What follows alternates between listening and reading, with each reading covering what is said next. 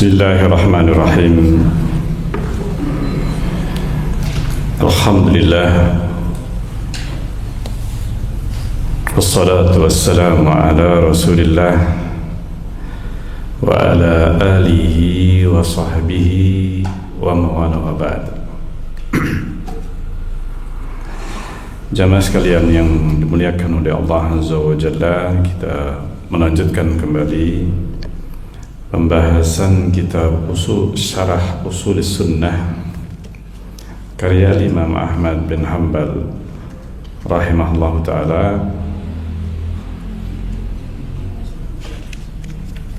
Dan kita sampai kepada poin ketiga,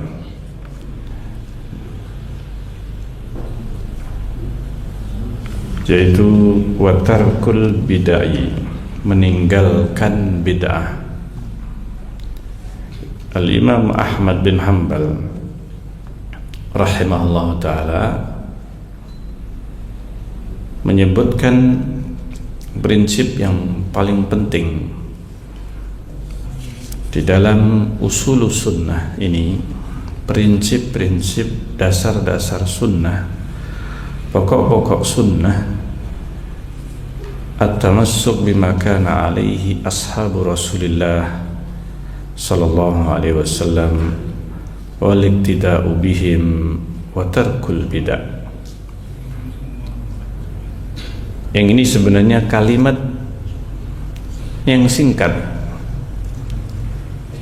tetapi sudah mencakup prinsip yang paling mendasar di dalam akidah Ahlus Sunnah, di dalam i'tiqad Ahlus Sunnah.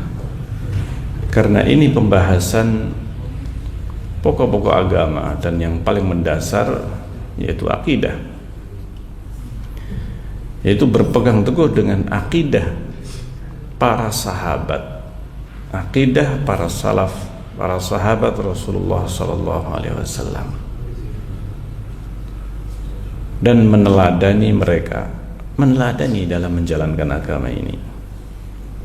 Dan ini sudah kita bahas dalam kajian sebelumnya beserta syarah dari Syekh Walid Saifun Nasr hafizahullah ta'ala.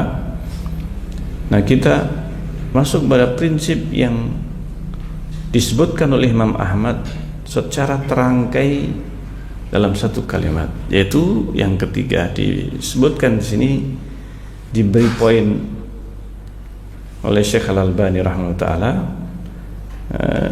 penggalan-penggalan kalimat ini dengan poin-poin penting,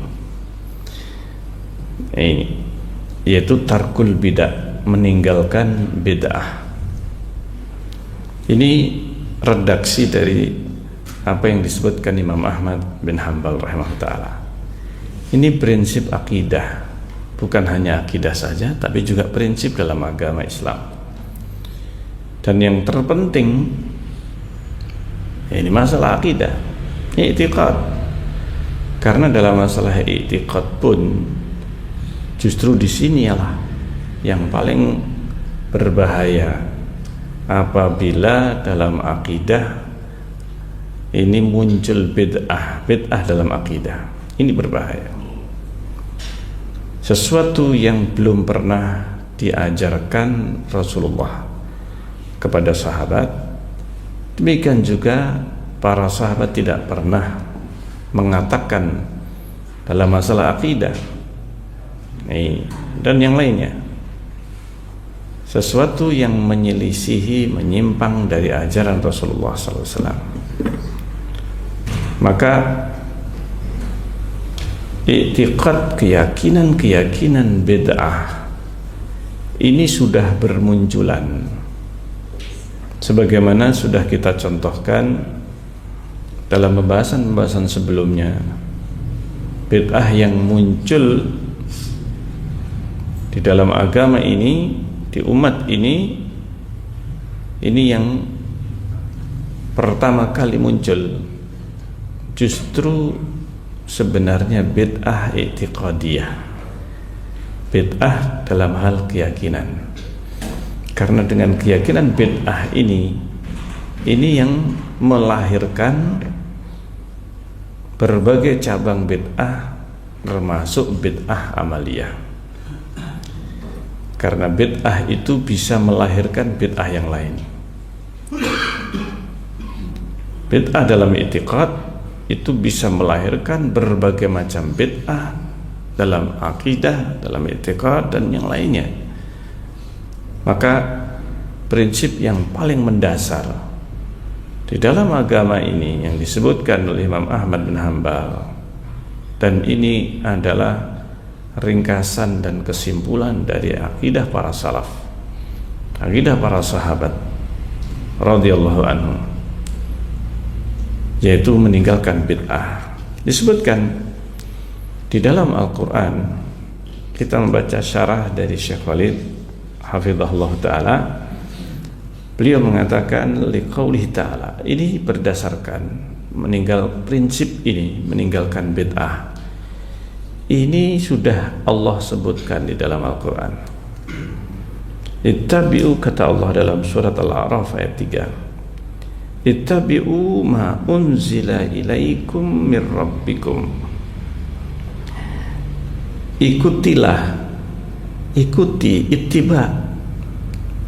ittibalah, ini berittiba, mengikuti ma unzila ilaikum, apa yang diturunkan kepada kalian atau untuk kalian, maksudnya umat manusia, umat Rasulullah SAW, mir rabbikum, dari Rabb kalian, yang diturunkan oleh Allah Azza wa Jalla kepada Rasulnya. Ini dua beriringan, Al-Quran dan Sunnah.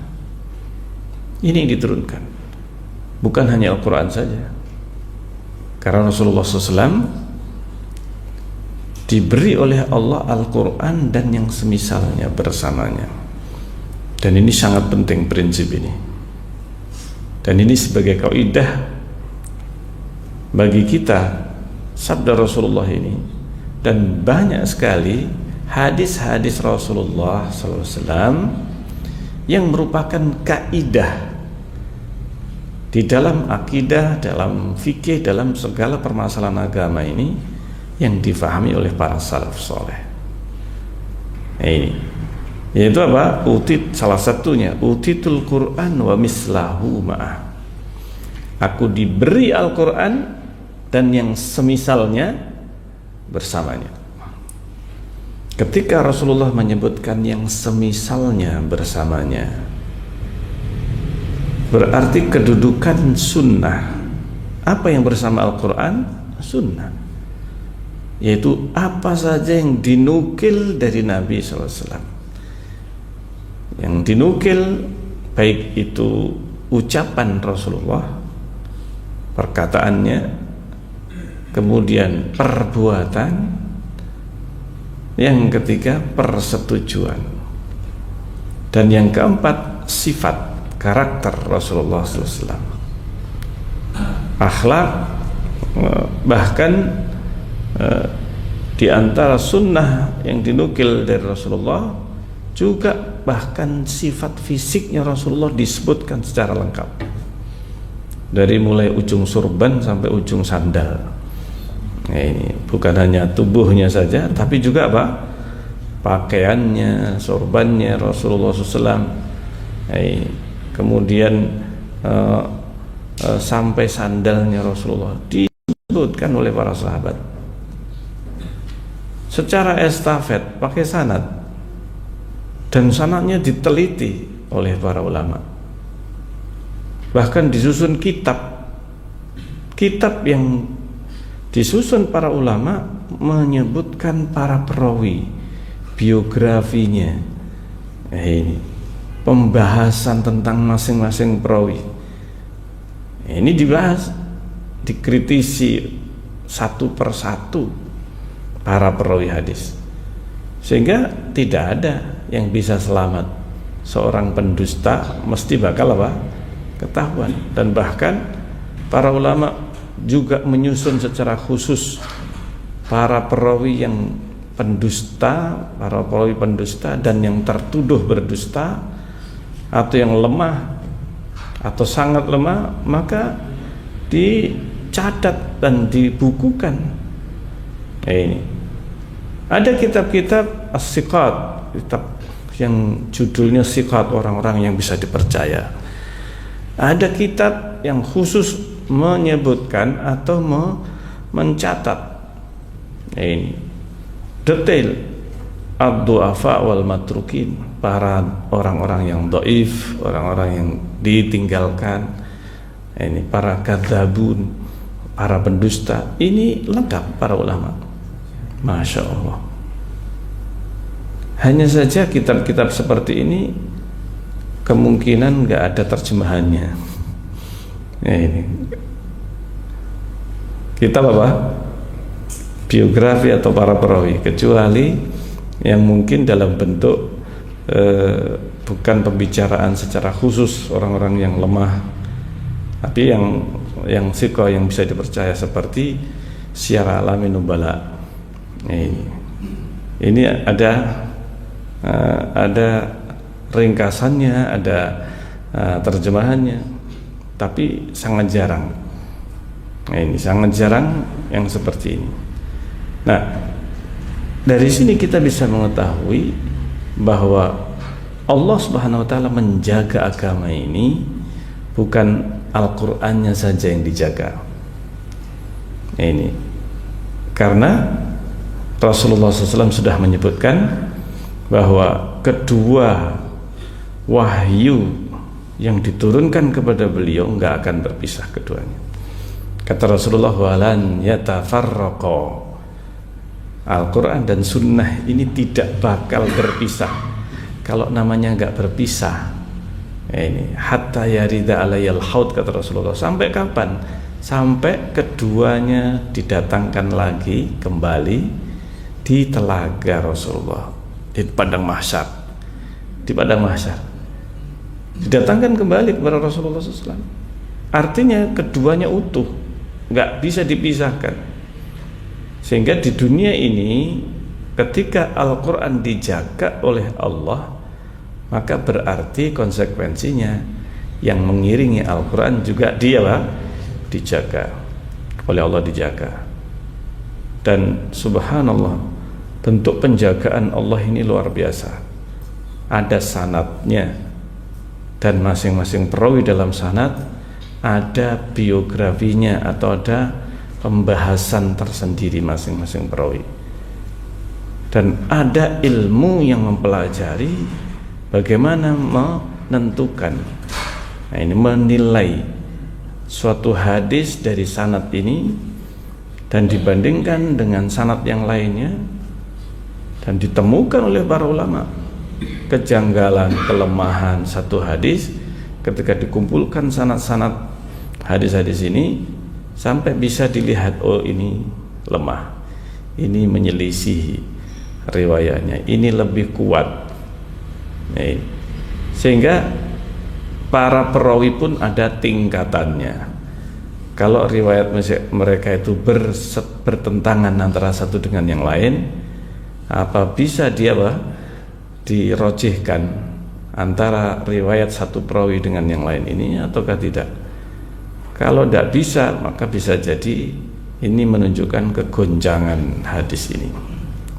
Nah, gonjang ini bisa dilihat oleh para ulama, sehingga hadis itu kalau sudah gonjang, ini berarti menunjukkan kelemahan hadis itu. Demikian ilmu ini dipelajari, ilmu yang sangat detail. Imam Syafi'i rahimahullah ta'ala, beliau mengatakan bahwa seandainya ada orang berdusta di tengah laut sendirian, dia pergi ke tengah laut sendirian, dia bikin hadis palsu, ini kata Imam Syafi'i akan ditemukan, akan ditemukan, akan bisa ditemukan oleh jahabidah. Jahabidah itu ahli, pakarnya, pakar hadis. Subhanallah, ini yang luar biasa. Maka Allah SWT ketika memerintahkan untuk mengikuti apa yang diturunkan, maka termasuk sunnah, Al-Quran dan apa? Dan sunnah. wala tattabi'u min dunihi awliya, jangan ikuti selainnya. Nah, ini ayat yang menunjukkan pentingnya kita berpegang teguh dengan Al-Quran dan Sunnah, dengan wahyu. Al-Quran dan Sunnah ini diturunkan kepada Rasulullah SAW dan Rasulullah menyampaikan keduanya, Al-Quran dan Sunnah, kepada para sahabat, lengkap. Ini tuntas, sudah tuntas agama ini. Para sahabat mereka menerima dari Rasulullah dan mereka menjalankan amanah, mengestafetkan hadis-hadis Rasulullah, Al-Quran. Karena itu Al-Quran sampai kepada kita, kalau bukan karena para sahabat tidak bisa sampai kepada kita. Nah, ini dengan lengkap, utuh, otentik dan valid. Subhanallah. Jadi Al-Quran ini sampai kepada kita dinukil oleh para sahabat Rasulullah SAW. Dan yang luar biasa apa yang dinukil oleh para sahabat dibukukan kemudian di zaman Abu Bakar Siddiq, kemudian diulang lagi oleh Utsman bin Affan radhiyallahu anhu. Dan sampai sekarang apa yang dilakukan oleh Utsman bin Affan dan sebelumnya Abu Bakar Siddiq radhiyallahu anhu, dan ini sunnahnya Abu Bakar, mengumpulkan Al-Quran dalam mushaf, dan sunnahnya Utsman yang memperbanyak. Abu Bakar cuma 1 naskah, Utsman menjadikan mushaf itu ada 6 naskah, 5 dan 6 naskah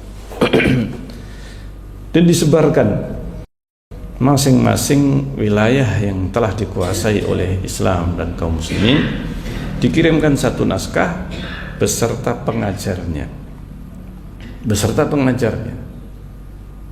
dan mushaf ini yang dicatat, ditulis oleh para sahabat radhiyallahu anhum ini secara serempak, kemudian dikirimkan, akhirnya kemudian di berbagai negeri dicetak sebagaimana aslinya. Karena itu khat Rasm Utsmani ini sama, Rasm Utsmani ini sama dan bisa digunakan dengan berbagai bacaan. Ini yang luar biasa. Rasm khat Al-Quran ini berbeda dengan khat imla. Imla ini dalam tulisan bahasa Arab, khusus Al-Quran penulisannya berbeda, dan itu harus ditulis seperti apa adanya yang telah dikirimkan oleh Utsman. Mushaf yang lainnya, mushaf yang lain yang itu catatan para sahabat, mereka menyerahkan catatan itu, dan kemudian setelah dibuat 6 naskah ini oleh Utsman bin Affan, yang lainnya dibakar agar supaya terjadi keseragaman. Nah, ini di dalam penulisan, dan dengan demikian terjaga. Masya Allah, dihafalkan oleh ribuan, bahkan kalau sekarang ya sudah jutaan. Nah, ini jutaan kaum muslimin menghafal Al-Quran, dan tidak ada yang menghafal Taurat dan Injil satupun. Nah, ini nggak ada satupun, tidak ada yang bisa menghafal apa? Taurat ataupun Injil. Ya, ini yang asli ataukah yang apa? Yang palsu atau yang banyak berubah sekarang ini? Karena yang asli memang sudah tidak ada. Yang asli betul-betul otentik, ini sudah tidak terjamin. Allah sudah menyebutkan selain Al-Quran sebelumnya ini nggak dijamin. Ya, ini tidak dijaga oleh Allah Azza wa Jalla, hanya Al-Quran. Sehingga berulang kali usaha untuk untuk merubah ayat Al-Quran, bahkan harokatnya. Ini, jangankan hurufnya, harokatnya. Dulu belum ada harokatnya. Nah, ini belakangan harokat, bahkan titik pun dulu belum ada. Tapi itu sudah bisa dibaca oleh mereka. Nah, ini sampai sekarang, ya ini tantangan masih terus berlaku. Seandainya ada orang yang merubah satu harokat saja, apalagi huruf, apalagi menambah, mengurangi ayat, tidak bakal bisa. Karena apa? Mereka ketika menulis mushaf atau penggalan ayat Al-Quran dan salah, tidak sesuai dengan yang pertama dan asalnya. Ini dari zaman dulu Utsman sejak menuliskan sampai sekarang 1400 sekian, ini tidak berubah sama sekali. Ini berbeda dengan apa? Berbeda dengan yang disebut Taurat dan Injil, yang disebut Perjanjian Lama, Perjanjian Baru, New Testament, ini dan Old. Dan ini semuanya berbagai naskah di dunia yang satu bahasa. Ini pun terjadi banyak apa? Versi. Makanya ada versi. Ini Perjanjian Baru versinya siapa? Ini versinya yang satu dengan yang lain ini sangat banyak berbeda. Ini. Itu padahal satu bahasa, belum dengan bahasa yang lainnya. Nah, ini karena dari satu bahasa diterjemahkan kepada bahasa yang kedua, dari bahasa kedua terjemahkan lagi bahasa yang ketiga. Jadi Taurat atau Perjanjian Lama, Perjanjian Baru yang disebutkan dalam bahasa Indonesia ini diterjemahkan dari bahasa Inggris misalnya. Yang bahasa Inggris ini pun juga sebenarnya terjemahan. Apakah langsung bahasa Ibrani? Wallahu a'lam. Nah, ini apakah dari bahasa Ibraninya langsung? Wallahu a'lam. Dari terjemahan diterjemahkan akhirnya jadi rusak. Nah, ini jadi apa? Rusak. Yang meskipun masih ada bahasa yang asli Ibrani dan ternyata masih ada. Nah, ini nama Muhammad. Nah, ini kalau orang Yahudi yang bisa membaca bahasa Ibrani dengan tulisan Ibraninya ini, mereka bisa membaca nama Muhammad itu masih apa? Masih ada. Dan di dalam Injil juga masih ada Ahmad. Karena kalau dalam bahasa aslinya masih nama masih asli. Tapi ketika diterjemahkan, nama diterjemahkan berbeda. Hasan jadi Bagus. Namanya Hasan, tapi ketika nama diterjemahkan jadinya apa? Bagus. Ketika ditanya mana Bagus, siapa Bagus? Karena aslinya Hasan. Muhammad diterjemahkan yang terpuji. Ya, ini. Dan itu pun juga ketika dalam bahasa berikutnya diterjemahkan bisa jadi berubah maknanya. Dan ini banyak terjadi. Ini kalau nama sudah diterjemahkan, ini sudah amburadul. Ini sudah kacau. Kembali kepada pembahasan kita bahwa Allah memerintahkan untuk mengikuti apa yang diturunkan. Al-Quran dan Sunnah ini yang diturunkan secara bersamaan. Ya, ini setiap ayat diturunkan bersama Sunnah Rasulullah SAW. Demikian waqulhu alaihi salam, sabda Rasulullah SAW. Prinsip yang ketiga ini. Dasarnya sabda Rasulullah, iyyakum wa muhdatsatil umur. Hati-hati kalian dari perkara-perkara muhdatsat, perkara baru. Nah ini, apalagi dalam akidah, keyakinan baru. Nah ini berbahaya. Apalagi keyakinan terhadap Allah Azza wa Jalla, yang mana para sahabat, para tabi'in, tabi'in, para sahabat yang telah diajari Rasulullah secara langsung, Mereka meyakini satu keyakinan Allah di atas, misalnya Allah di atas, keyakinan bahwa Allah di atas. Satu saja, ini contoh keyakinan ya. Contoh i'tiqad. Kita bisa memastikan akidah salaf, para sahabat, tabi'in, tabi'in, mereka menetapkan Allah di atas. Muncul keyakinan baru, tidak boleh mengatakan Allah di atas. Kira-kira ikut yang mana? Nah ini, yang bid'ah yang mana? Kalau mereka bisa mendatangkan keyakinan tidak boleh mengatakan Allah di atas, datangkan dari para sahabat, datangkan dari para tabi'in, para salaf. Siapa di antara mereka yang mengingkari Allah di atas? Siapa di antara mereka yang mengatakan kalau mengatakan Allah di atas berarti mujassimah? Istilah mujassimah ini kapan munculnya? Ini istilah bid'ah. Mujassimah ini istilah apa? Bid'ah. Tapi yang aneh, mereka merasa bahwa yang mengatakan Allah di atas ini yang menyimpang. Subhanallah. Kembali saja kepada Al-Quran dan Sunnah, kepada penukilan dari para sahabat, para tabi'in. Masya Allah. Ini, maka Rasulullah mengingatkan, hati-hati kalian dengan perkara baru. Iyyakum wa muhdatsatil umur. Hati-hati kalian dengan perkara baru. Fa inna kulla muhdatsatin bid'ah. Karena perkara baru adalah bid'ah. Ini. Dan selanjutnya dalam sebagian riwayat kullu bid'atin dhalalah. Dalam riwayat yang lainnya kullu dhalalatin finnar.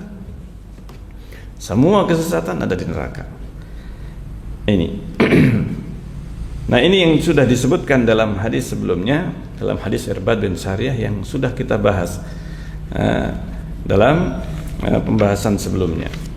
Nih, pembahasan sebelumnya yang menyebutkan pentingnya berpegang teguh dengan apa yang telah dijalankan para sahabat. Nah, termasuk masalah akidah, akidah salaf, akidah para sahabat.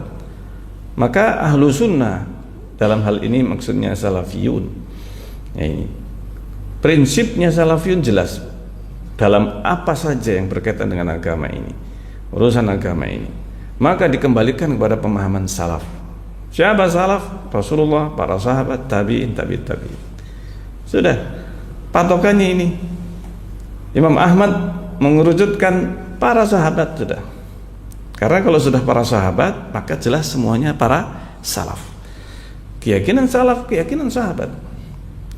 Ini kaidah pentingnya. Sehingga salaf pertama yang masuk dalam kategori salaf yang pertama para sahabat beserta Rasulullah. Nah ini yang Rasulullah SAW mengajarkan kepada sahabat pada waktu itu, diturunkan Al-Quran dan Rasulullah jelaskan kepada sahabat. Ini patokan dalam akidah dan yang lainnya. Demikian juga yang ketiga, dalil ketiga. Ini sebenarnya sebagian dalil saja. Ini kalau seandainya disebutkan semuanya dari ayat Al-Quran, hadis, banyak sekali. Tapi ini dinukil dalil-dalil penting dalam Al-Quran dan Sunnah. Yang berikutnya sabda Rasulullah qauluhu alaihi salam. Nih. Baik.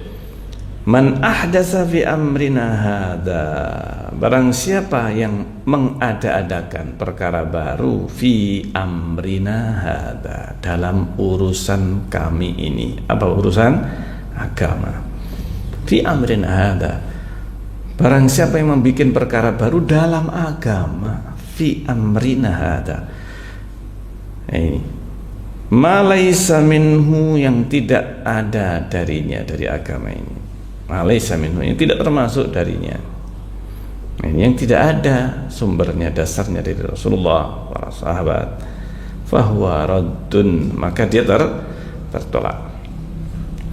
Di sini menjawab sebagian orang yang mengatakan, ini kalau kita harus memahami agama ini dengan pemahaman salaf, ini berarti kita harus naik onta, ya. Ini apakah Salafi mengatakan demikian?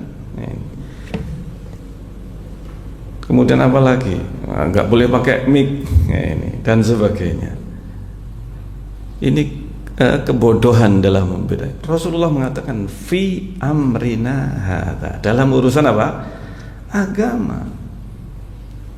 Adapun urusan yang berkaitan dengan duniawi, ini teknologi, ini berbagai macam teknologi yang berkembang, ini bukan amrina, bukan masalah apa?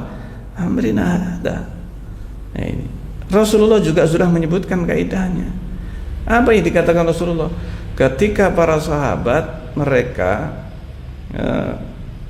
mengawinkan kurma, ini urusan duniawi. Ketika Rasulullah menyaksikan, dan Rasulullah bukan petani kurma. Para sahabat Ansar mereka petani kurma. Ketika Rasulullah menyaksikan para sahabat sibuk mengawinkan kurma jantan pada kurma betina, karena ada jantan ada betina. Nah, Rasulullah SAW bukan seorang petani kurma. Beliau hijrah dari Mekah ke Madinah, dan ahlu Mekah pedagang, ahlul Madinah petani kurma, dan yang lainnya. Rasulullah mengatakan kayaknya tidak perlu diperlakukan seperti itu. Artinya apa? Rasulullah memahami kalau takdirnya berbuah ya berbuahlah. Ini yang sebagai seorang manusia, Rasulullah sebagai seorang manusia biasa. Maka beliau berpandangan dalam masalah tersebut. Para sahabat, karena Rasulullah yang mengatakan, akhirnya sejak itu mereka tidak melakukan penyerbukan. Ini kurma jantan pada kurma betina. Ini diambil serbuk sarinya, ya. Ini lalu setelah itu pas waktu panen, biasanya panennya kurma itu adalah banyak, melimpah. Ketika itu tabawa ternyata sedikit. Ini gagal panen kurmanya. Rasulullah SAW kemudian ketika itu melihat, kenapa demikian? Lah karena ya Rasulullah, ini dulu karena tidak diserbukkan. Ini ada kurma jantan, kurma betina. Ini harusnya diserbukkan supaya terjadi perkawinan, sehingga ini yang menyebabkan buah kurma itu bisa apa? Bisa tumbuh dan matang. Itu karena penyerbukan. Kalau enggak, memang bisa sebagian saja, tidak maksimal. Tidak maksimal. Kalau hanya mengandalkan apa? Penyerbukan alami tanpa campur tangan manusia. Karena ternyata setelah dicampur tangan oleh manusia, tangan maksudnya adalah penyerbukan, maka penyerbukan itu menjadi lebih maksimal, tidak hanya mengandalkan angin saja, tapi juga manusia, sehingga ketika diserbukkan, sehingga tidak terbang begitu saja. Kalau nggak diserbukkan, ya masih menempel pada kurma jantan. Ini yang terbang sedikit, yang terbang pun juga belum tentu sampai ke betina, kurma betina, pohon kurma betina. Akhirnya Rasulullah SAW beliau mengatakan, antum a'lamu bi umuri dunyakum, kalian lebih tahu urusan dunia kalian. Dan teknologi pada masa para sahabat setelahnya, tabi'in, berkembang pesat. Karena apa? Dalam perkara dunia, sebagaimana sabda Rasulullah, kalian lebih tahu urusan dunia kalian. Nih, justru tokoh-tokoh dalam ilmu pengetahuan ini yang berkaitan dengan kimia, fisika, biologi dan seterusnya pada masa setelah Islam mempunyai kekuasaan, berkembang pesat. Nah, ini maka ada dalam matematika ada teori apa? Aljabar. Nah, ini diambil dari siapa? Dari Aljabar. Aljabar itu nama orang. ilmuwan muslim. Ini subhanallah. Sehingga yang membuat sampai angka desimal ini muslim. Dan berbagai dasar-dasar ilmu pengetahuan dalam kedokteran. Nah ini sangat luar biasa. Sehingga ketika Rasulullah mengatakan man ahdatsa fi amrina hadza ma laysa minhu fa huwa radd, tertolak. Ini perkara baru dalam agama, apalagi dalam akidah. Nih, ketika ini dibiarkan maka muncul berbagai kelompok yang sesat dan menyesatkan. Khawarij, ini kemudian muncul Mu'tazilah dan yang lainnya. Ini perkara-perkara baru, keyakinan-keyakinan baru yang belum pernah ada di masa salaf. Sehingga sebenarnya kalau kita ingin akidahnya salah bagaimana? Sudah banyak tulisan Imam Ahmad yang kita baca ini.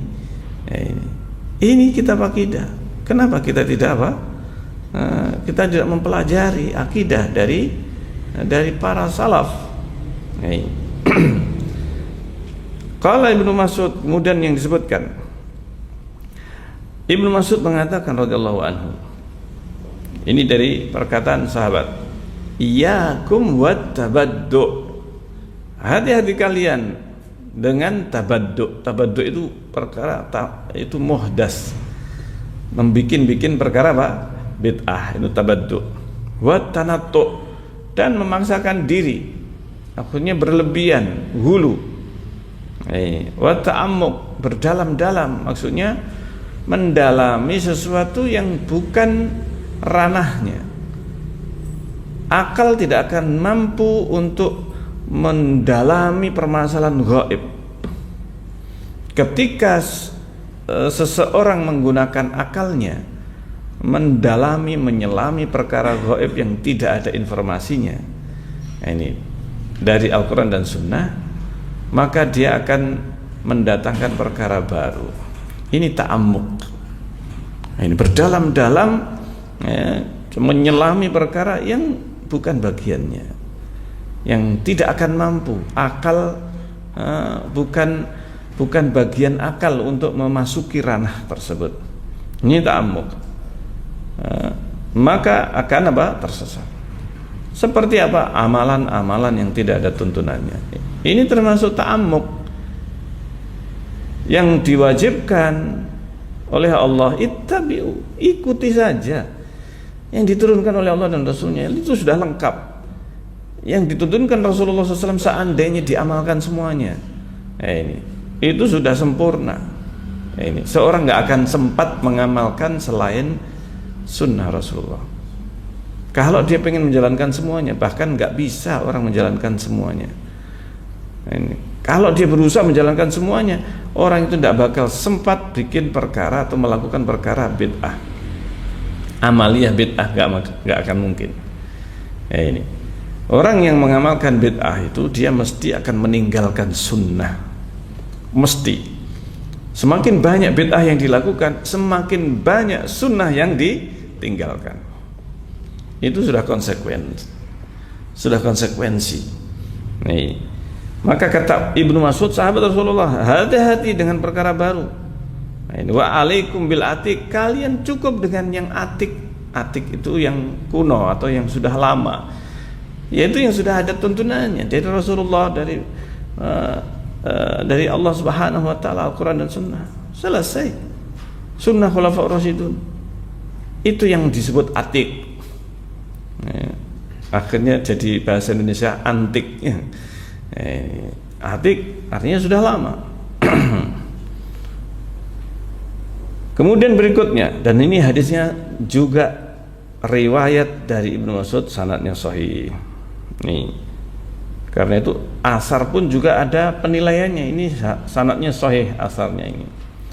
Ani Ibnu Musayyib, dari Ibnu Musayyib. Al-Musayyib sahabat, anaknya tabi'i, Sa'id Ibnu Musayyib.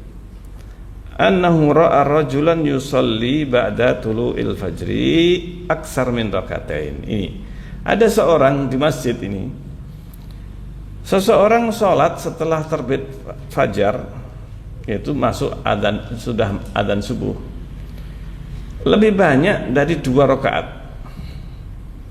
Yuksiru fiha ruku, banyak ruku, maksudnya banyak rakaat. Fanahahu. Nah ini Sa'id bin Musayyib sang tabi'i ini salah satu yang disebut tabi'i terbaik.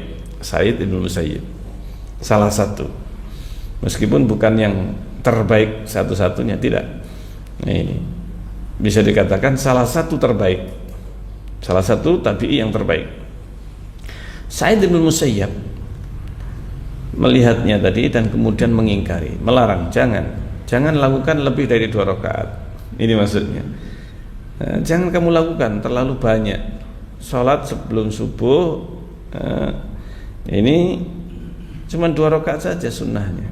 Rasulullah tidak pernah lebih dari 2 rakaat. Ini Rasulullah tidak pernah lebih dari 2 rakaat.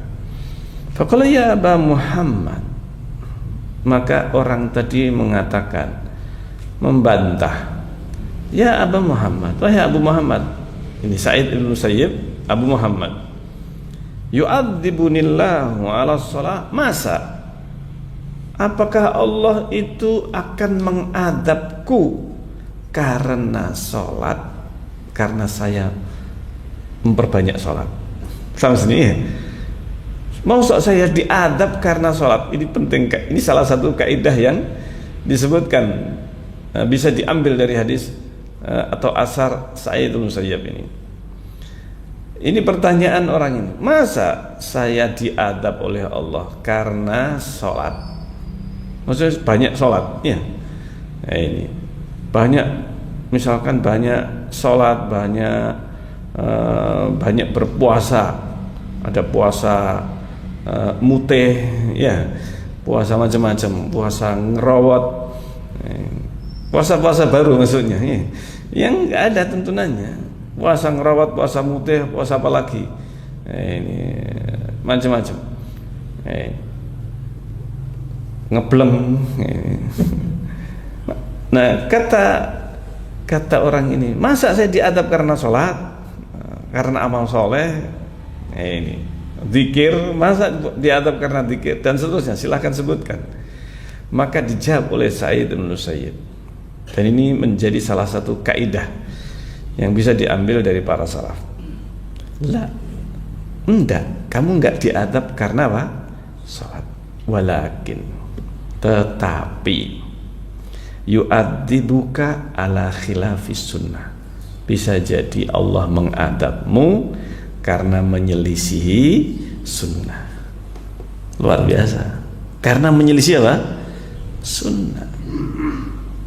Nah, ini hadis yang atau asar yang diriwayatkan Al-Baihaqi dan disahihkan Syekh Al-Albani sanadnya di dalam kitab Irwaul Ghalil.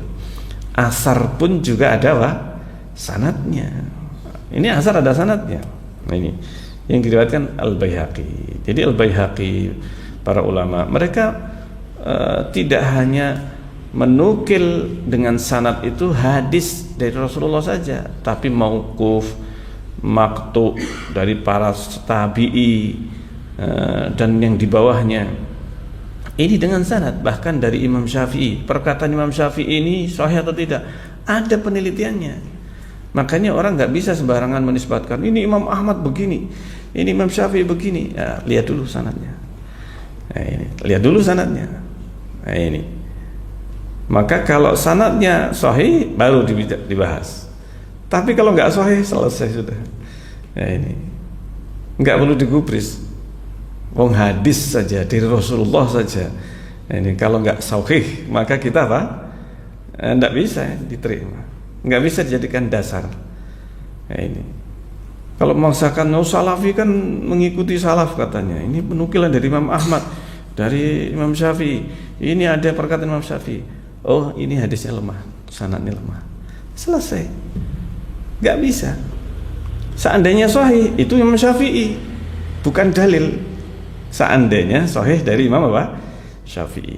Perkataan ini apakah jadikan dalil?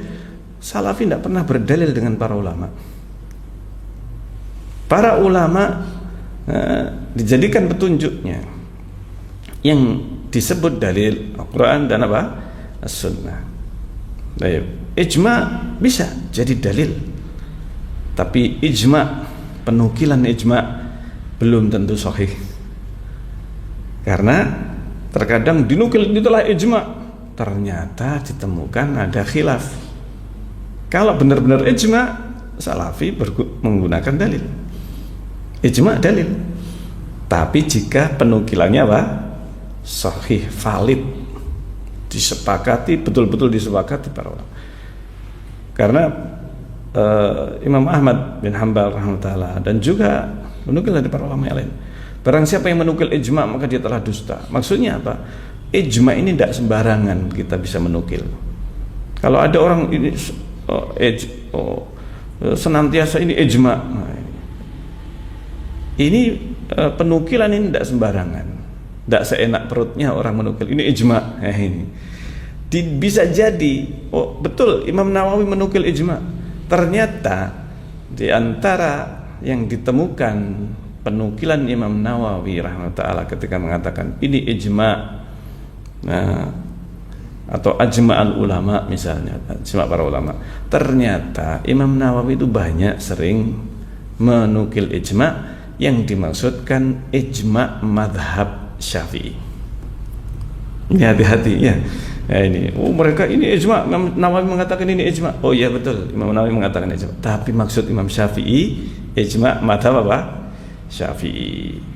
Ini, dan yang dimaksudkan dalil ijma sebagai dalil itu bukan ijma madhab Syafi'i, tapi ijma seluruh ulama.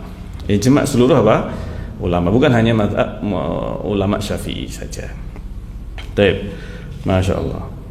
Dan kaidah ini penting. Ini karena kalau ndak, ini apalagi dalam debat ya kan, oh ini Imam Nawawi depan, nah ini kalau nggak tahu dan tidak paham, ini seorang Salafi baru setengah-setengahnya kan, ini suka, makanya di dalam manhaj salaf ini nanti akan kita sebutkan di sini, yaitu meninggalkan debat. Ini manhaju apa? Manhajus salaf, meninggalkan debat, meskipun muhik, meskipun benar di atas kebenaran, tapi tidak melayani perdebatan kecuali terpaksa, kondisi terpaksa. Nah, ini kok kondisinya terpaksa bagaimana? Misalnya penguasa mengharuskan, nah ini penguasa mengharuskan mendatangkan, seperti yang terjadi pada Imam Ahmad bin Hanbal.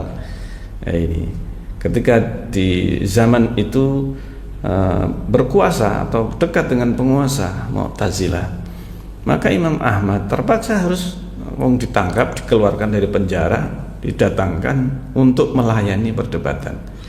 Mau tidak mau harus apa? Harus melayani. Nah, di dalam Al-Quran disebutkan, jidallah ahli kitab dengan yang terbaik. Jidal dengan ahli kitab, tapi harus betul-betul apa? Menguasai. Harus betul-betul menguasai. Sehingga pada asalnya tidak dilayani, apalagi menantang debat. Karena itu Salafi tidak menantang debat, melayani saja. Terpaksa itu kalau seandainya apa? Terpaksa, kondisi terpaksa. Tapi dalam manhaj salaf ini ditinggalkan perdebatan, bukan karena tidak berani. Ini sebagaimana yang dikatakan oleh sebagian ulama, salaf itu tidak pernah berani berdebat. Bukan masalah berani dan tidak, tapi masalahnya apa? Ini bukan manhaj salafi. Manhaj salafi menjelaskan, membantah dengan tulisan, dan para ulama banyak bantahan itu dengan tulisan. Ini bisa kita bandingkan. Nah, kalau perdebatan kadang orang itu dia sebenarnya tidak benar tapi pintar berbicara. Ini sementara yang benar tidak pintar berbicara, bisa kalah kalau dalam perdebatan. Paham sini ya? Karena debat itu nanti hasilnya apa? Oh ini yang kalah, bukan yang benar yang mana. Perdebatan itu mesti hasilnya apa? Yang dinilai Oh ini menang, ini kalah. Bukan ini benar, ini salah. Iya enggak? Oh ini yang benar, ini yang salah. Tapi ternyata sampai sekarang yang namanya perdebatan, yang dicari menang. Yang dicari menang. Ini yang berbahaya. Baik, kita lanjutkan.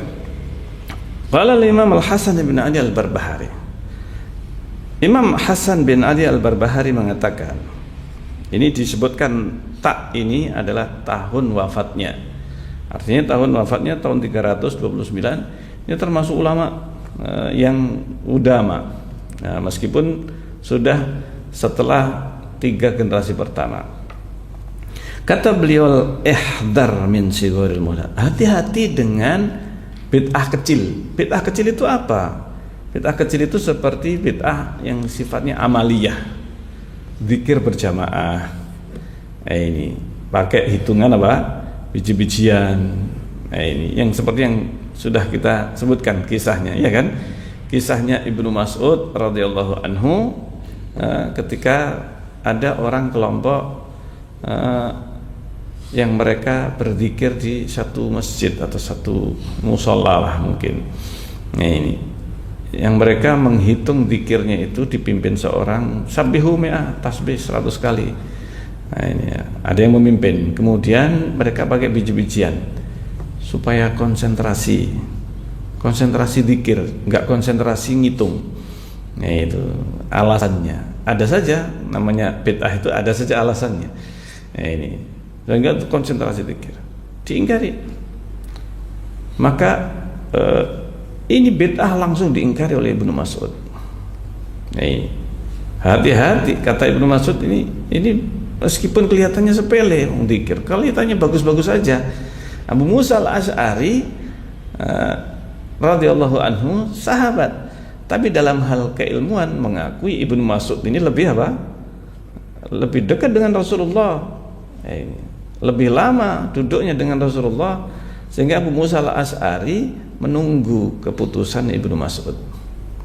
Ini seniornya Abu Musa Al-Asy'ari. Abu Musa melihat kayaknya bagus-bagus saja kelihatannya. Nah, ini. Tetapi Ibnu Mas'ud langsung paham, ini bahaya. Karena kalau ini sudah enggak diingkari, maka jadi lebih apa? Besar. Hati-hati dengan sigharul muhdatsat. Fa inna, karena sesungguhnya kata beliau, sigharul bid'ah, bid'ah kecil, ini bid'ah kecil tadi, amaliyah tadi.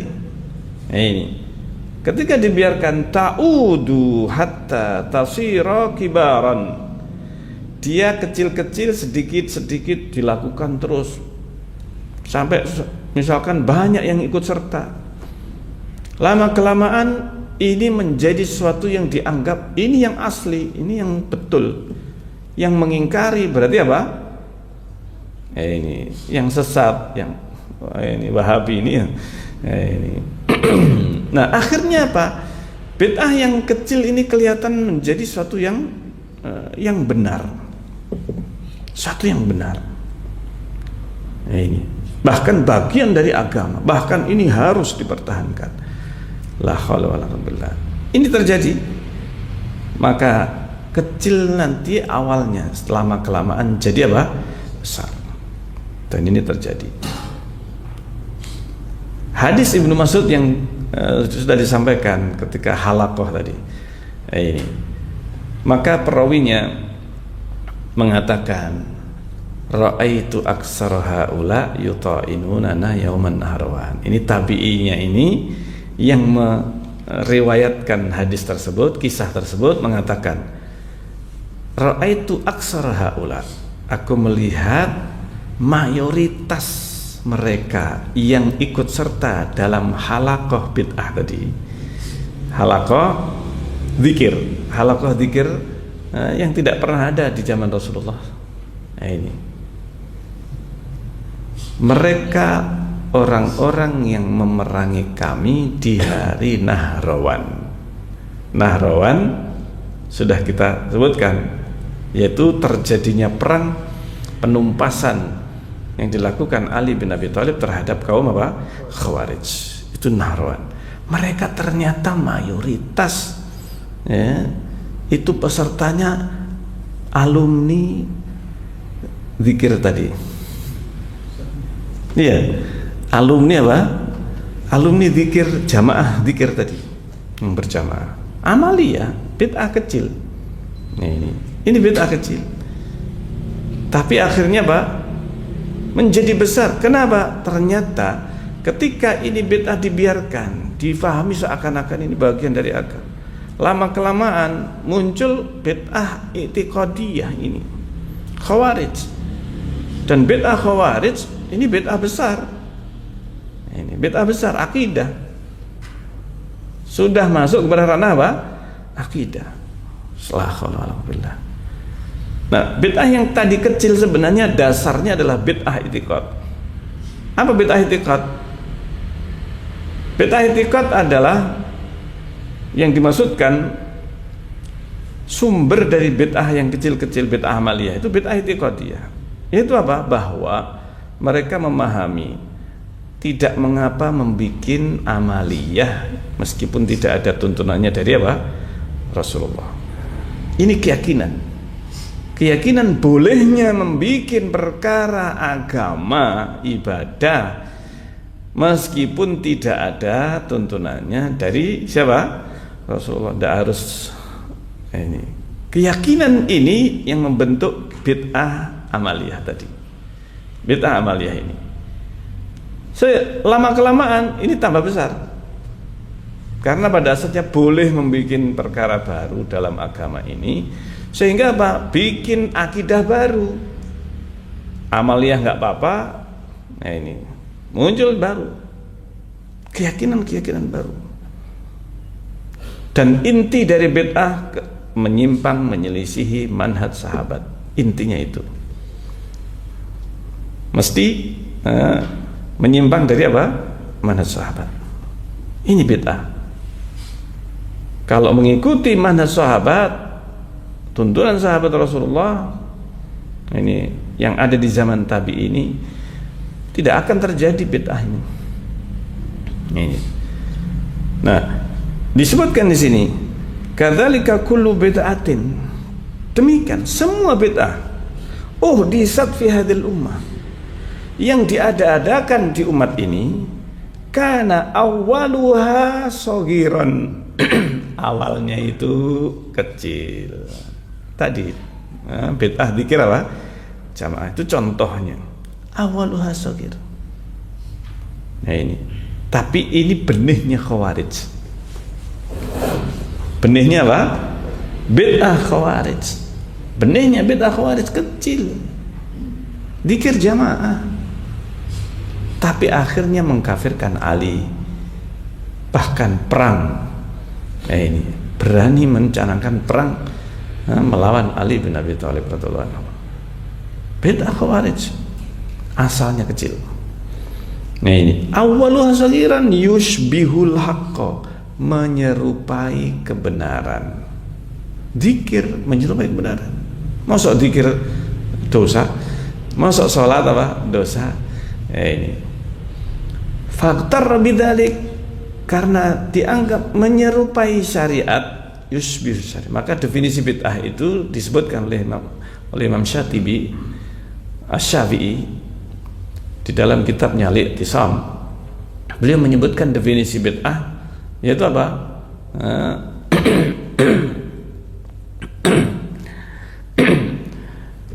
Yang disebutkan dalam definisi itu adalah sesuatu perkara yang baru.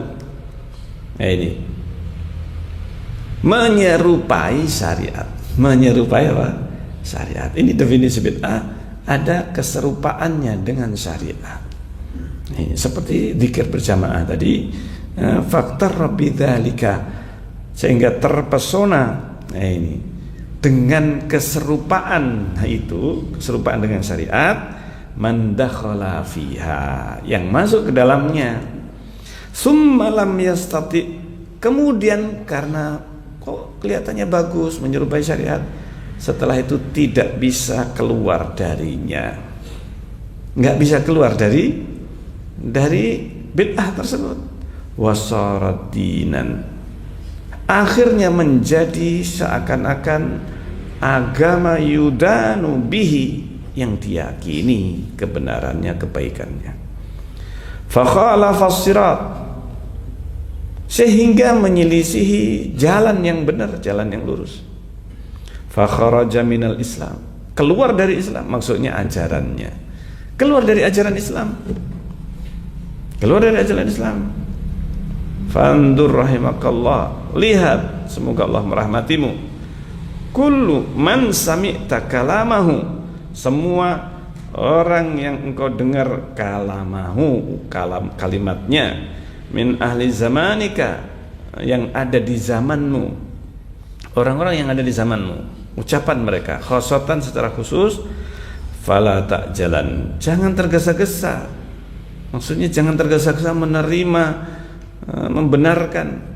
Nah ini, wala tadkhulanna fi syai'in minhu, jangan masuk ke dalamnya, hatta tas'ala, hingga engkau bertanya, wa tandura, melihat, engkau harus melihat dulu, hal takallama fihi ahad, apakah sudah ada seorang yang berbicara min ashabin nabi, seseorang dari sahabat Nabi yang perkataannya seperti itu.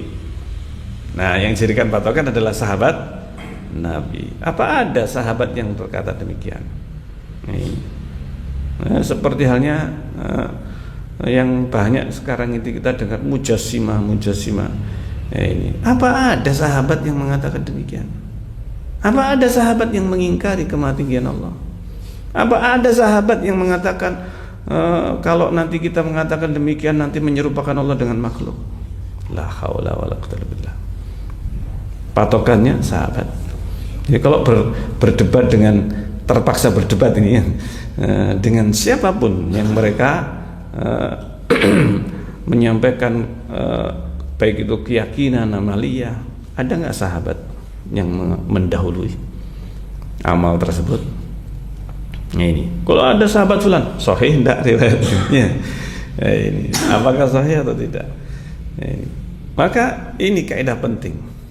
Kita menerima jika sahih, kalau dari sahabat Rasulullah SAW, maka ini sangat penting. Apakah ada, lihat dulu apakah ada seorang dari sahabat, au ahadun minal ulama, atau seorang dari ulama.